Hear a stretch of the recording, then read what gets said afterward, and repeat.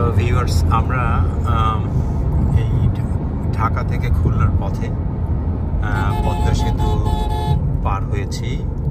পদ্মা সেতু পার হওয়ার পরে আমরা বেশ কিছুক্ষণ ড্রাইভ করলাম, প্রায় 40-50 মিনিট।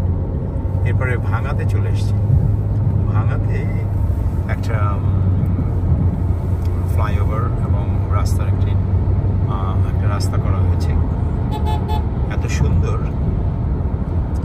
যেটা না দেখলেই বিশ্বাস হবে না। আমি চেষ্টা করব সেই সুন্দর রাস্তাটা স্মৃতিতে ধরে রাখার জন্য। দেখি আমরা এটা ভাঙা বাজার, রাইট? ভাঙা বাজার ক্রস করলাম।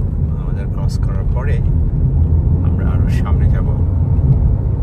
সামনে গেলে এই যে এক্সপ্রেসওয়েটা যেভাবে তৈরি করা হয়েছে সেটা চেষ্টা করব ভিউয়ার্স আপনাদের সামনে তুলে ধরার জন্য। বাংলাদেশে অনেক সুন্দর সুন্দর রাস্তা হয়েছে, বাংলাদেশে অনেক সুন্দর সুন্দর ব্রিজ হয়েছে। বাংলাদেশে এক জায়গা থেকে আরেক জায়গায় দূরত্ব অনেক কমে গেছে, শুধুমাত্র এই উন্নতির কারণে। আমার মনে হয় বেশি জোরে চালানোর দরকার নেই। আমরা স্পিড লিমিট কন্ট্রোল করি। এটা হচ্ছে টু ওয়ে রোড, কিন্তু মাঝে মাঝে দেখা যায় কেউ আইন মানছে না, দুই রাস্তার মাঝখান থেকে চলছে, কেউ আবার ওভারটেক করছে, যেটা আমাদের বাংলাদেশের কালচার। এই দুইটা গাড়ি, এখন স্লো। আমরা পেয়ে গেছি আমাদের দুইটা গাড়ি আমাদের সামনে, 1583 এবং ওই সামনে সাদা প্রিয়াস। তার মানে আমরা সবার পেছনে ছিলাম। আমাদের সামনে দুটো গাড়ি, HRV and Toyota Prius, এবং আমাদের টয়টা Honda CR-V। এখন আমরা তিনটা গাড়ি একত্রে যাচ্ছি একই তলে খুলনার উদ্দেশ্যে। পরিবারের সবাই মিলে একসাথে কোরবানি ঈদ করব 2024 সালে।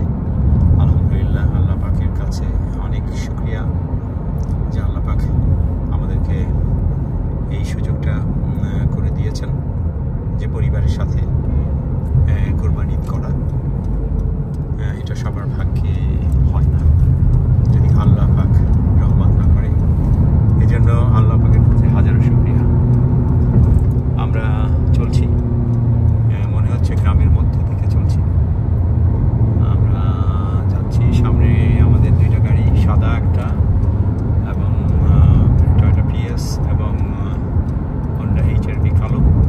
এরপরে আমরা আমাদেরটা হন্ডা CR-V। সো আমরা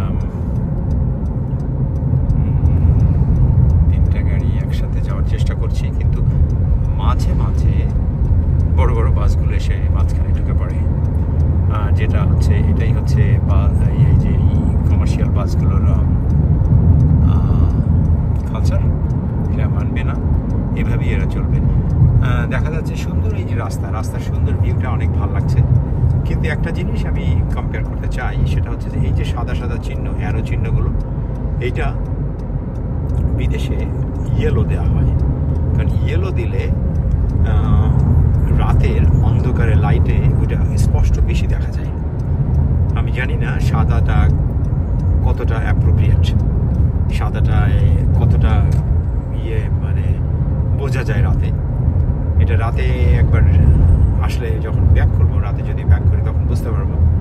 যাই হোক, তারপরেও ভালো খবর যে এটা এই যে স্পিড কমানোর জন্যে এই যে ইয়েগুলো,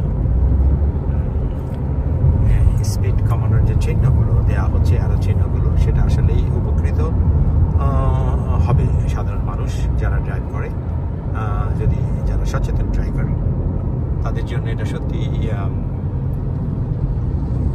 অনেক পথ চলতে সহজ করে দেবে, কারণ এইসব র্যাম্প থেকেই স্পিড না কমানোর কারণেই যত দুর্ঘটনা ঘটে থাকে। তাই প্রত্যেকটি চালকেরই উচিত রাস্তার নিয়ম মেনে চলা এবং সেভাবেই সামনের দিকে এগিয়ে চলা। আমরা এখনও সেই ভাঙার সেই সুন্দর দৃশ্যের কাছাকাছি আসতে পারিনি, সামনে নিশ্চয়ই হবে। আমি মনে করেছিলাম যে হয়তো বা খুব কাছেই, না কিন্তু কাছে নয়, এটা আরো দূরে। দেখছি কোথায়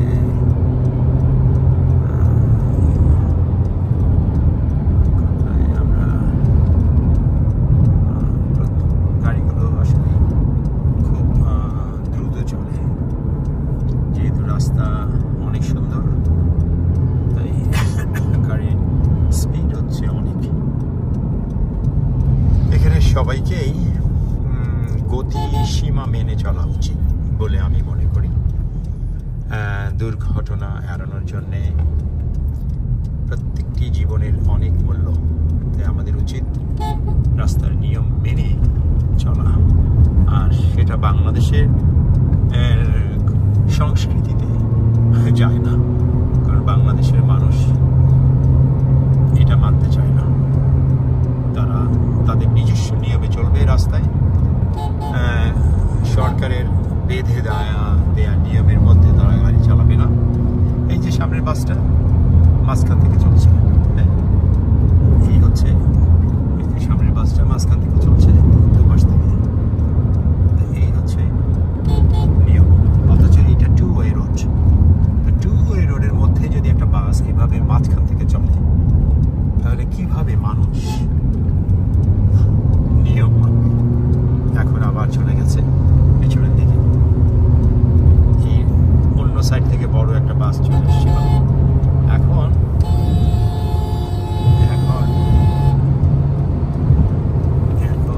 এই যদি হয় রাস্তার অবস্থা, যে গাড়িগুলো দুই পাশ থেকে চলবে, তাহলে তো এটা ঠিক নয়।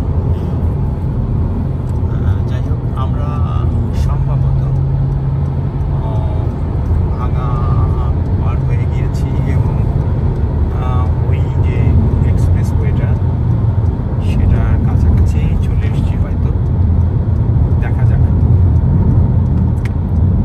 ভিউয়ার্স, ওই পর্যন্ত আপনাদের সাথে অবশ্যই থাকবো। এখানে বলছে ধীরে চলুন, সামনে জয় বাংলা মোড়, বনগ্রাম, নড়াইল, নগরকান্দা।